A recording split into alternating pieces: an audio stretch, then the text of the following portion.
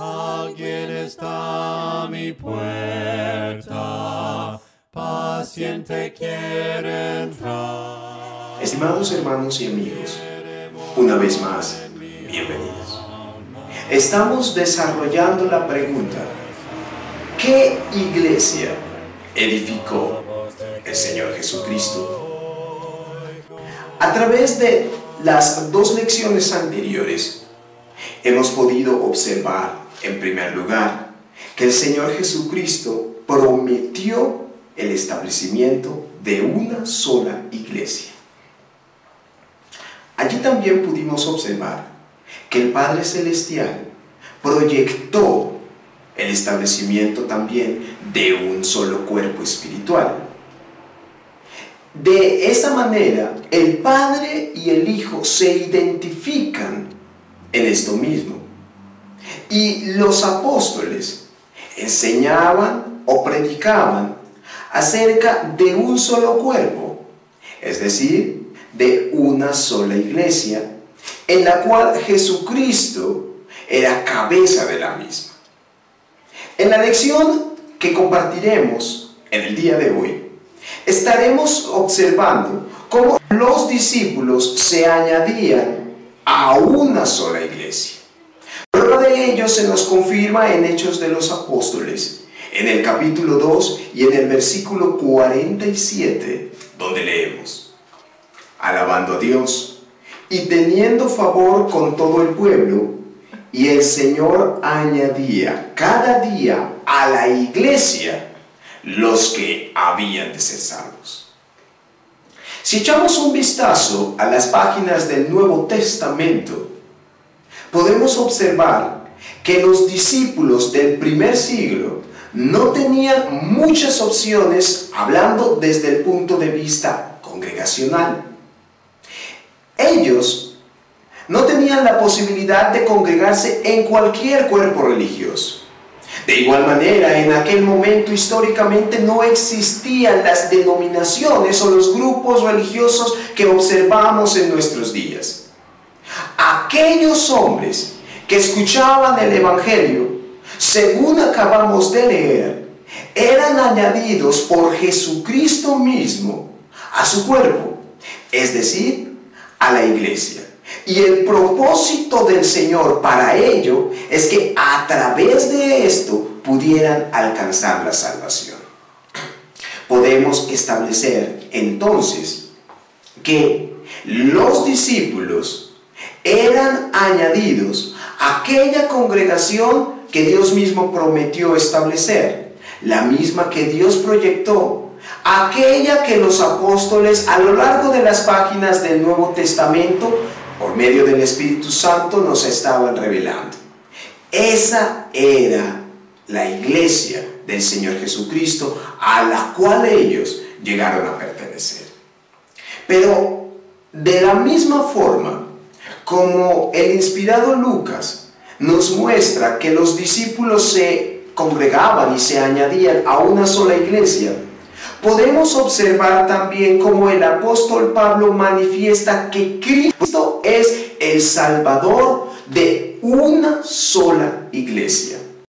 En el libro de Efesios, en el capítulo 5 y en el versículo número 23, el apóstol Pablo escribe: porque el marido es cabeza de la mujer, así como Cristo es cabeza de la iglesia, la cual es su cuerpo, y Él es su Salvador. A través de este texto podemos observar una vez más quién es la autoridad del cuerpo espiritual de Jesucristo. Sin embargo, a través de este texto también podemos observar que no solamente Jesucristo es cabeza o autoridad en su iglesia, sino que Él también se constituye en el Salvador de la misma. Así como Cristo posee un solo cuerpo, la iglesia, podemos observar que dicho cuerpo posee también una sola cabeza o autoridad, la cual es Jesucristo.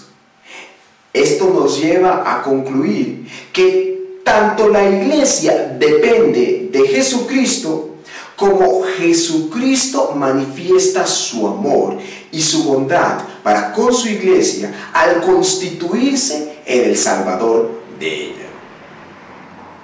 Cristo, por lo tanto, no es cabeza de cualquier cuerpo religioso en particular.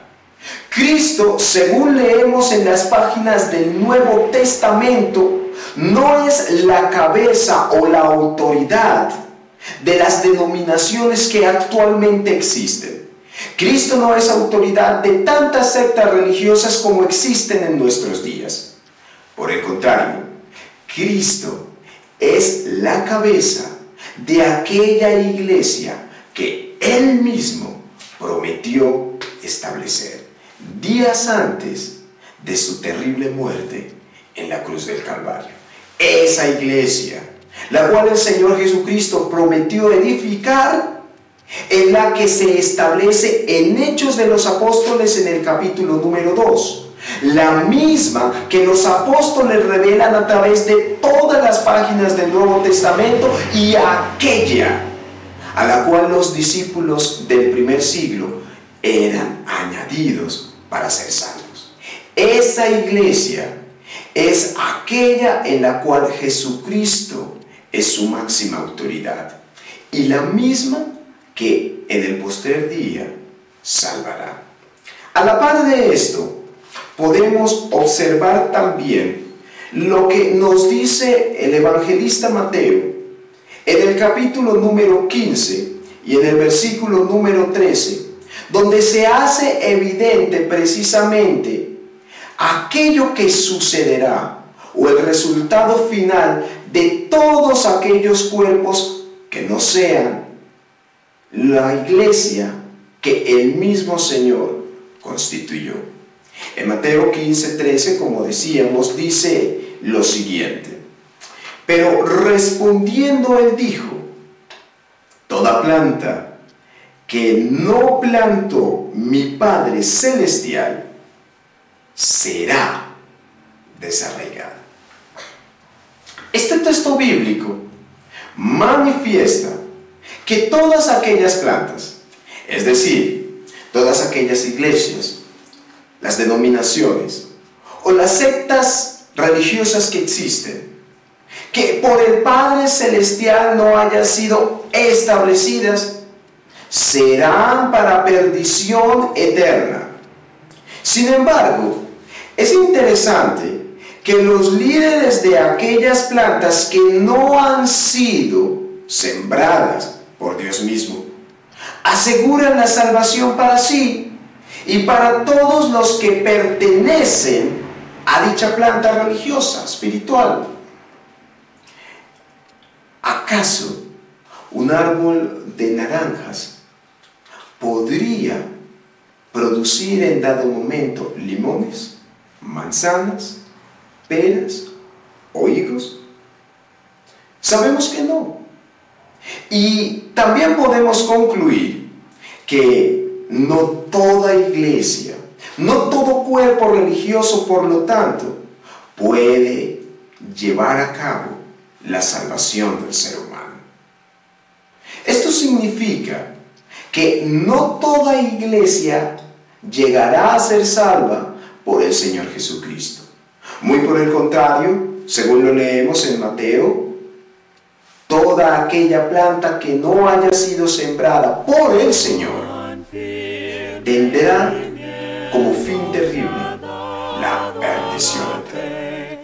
De Dios en su eterna palabra de amor, que más él pudiera en su libro añadir, si todo a sus hijos ha dicho el Señor.